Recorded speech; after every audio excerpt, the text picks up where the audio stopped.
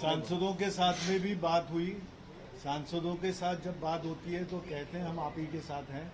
जैसे पिछली बार जो मीटिंग हुई 14 तारीख को, उसमें आदरणीय संजय जी ने और अरविंद सावंत जी ने कहा, उस तरह से सब बातें आपके सामने हैं।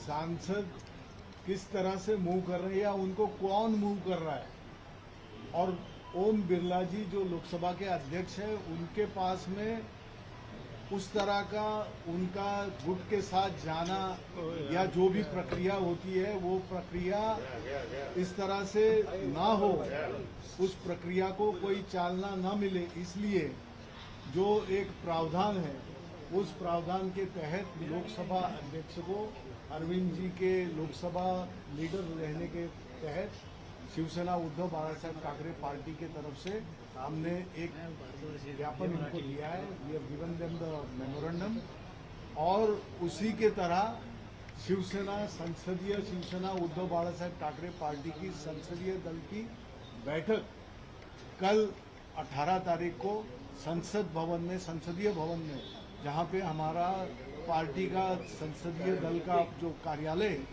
उसमें ये बैठक होती है। और ये सब इसलिए नहीं कि हमको उनके ऊपर भरोसा नहीं है, भरोसा जरूर है, क्योंकि उन्होंने अब तक उसका खंडन नहीं किया है कि हम तुम्हारे साथ नहीं है या ऐसी कोई बात नहीं है। लेकिन सुनिए तो सही, ये तो जो संजय राउत जी कह रहे हैं ये आप ही के द्वारा मीडिया के तरफ से ही आ रहा है, मीडिया के तरफ से आ रहा है, सोशल मीडिया की तरफ से आ रहा है, जो बयान से कह रहे हैं कि ऐसा हो सकता है, क्योंकि वो इस तरह से खुद उसके ऊपर ये नहीं जोर नहीं दे रहे हैं, वो कह रहे हैं कि ये सब बातें आ रही है।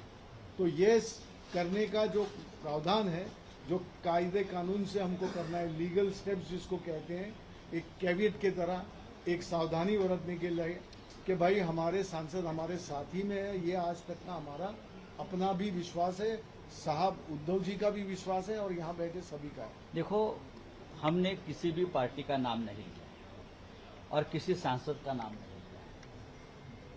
ये जो एक पूरे देश में जिस तरह से चुने हुए लोगों को खरीदना और तोड़ने का जो एक प्रोसेस चल रहा है, ये लोकतंत्र के खिलाफ है, डेमोक्रेसी और संविधान के खिलाफ है। ओम बिरला जी जो लोकसभा के स्पीकर है, नियम और कानून और संविधान का पालन करके निर्णय लेना चाहिए, जो उसके पहले नहीं लिया गया है, ये हमारा कहना है। सुप्रीम कोर्ट में अब तक हमारी एसएलपी पेंडिंग है, 4 साल हो गए। अजिबात नाही, याला सुप्रीम कोर्ट तेवढंच जबाबदार आहे। आता दबाव कशा प्रकारे येतात तुम्हाला मी सांगतो। दबाव खासदारांवरती दबाव कशा प्रकारे येतात। आता ओमराजे निंबाळकर आहे, ओमराजे निंबाळकर, त्यांचं नाव त्या यादीमध्ये मी वाचलं, आपण दिले यादी। 20 वर्षापूर्वी त्यांच्या वडिलांची हत्या झाली, 20 वर्षापूर्वी पवनराजे निंबाळकर यांची हत्या झाली, आणि 20 वर्ष तो खटला सुरू आहे। काल निकाल होता, काल निकालाचा दिवस ठरला, जजमेंट डे मुंबई हायकोर्टात। आता आमच्यापर्यंत अशी माहिती आली की पवनराजे निंबाळकरांवरती दबाव असा आहे, आपलं ओमराजेवरती, तुमच्या बाजूने निकाल हवा असेल तर आमच्या गटामध्ये सांगितलं, आम्ही तुम्हाला हवा तसा निकाल देतो।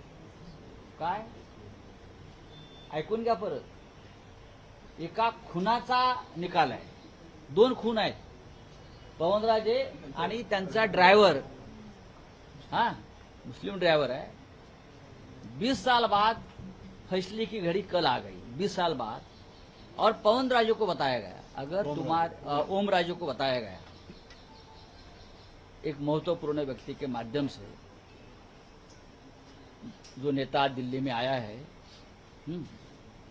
कहा गया कि अगर तुम फैसला अपने पक्ष में, अपने हक में चाहते हो तो सिग्नेचर करो और हमारे साथ आ जाओ। इस प्रकार से अगर इस देश का कानून चलता है और डेमोक्रेसी चलती है, तो क्या संविधान, क्या कानून, क्या सुप्रीम कोर्ट, क्या हाई कोर्ट, आप बताइए। तो इसीलिए 2 दिन वो फैसला रुक गया।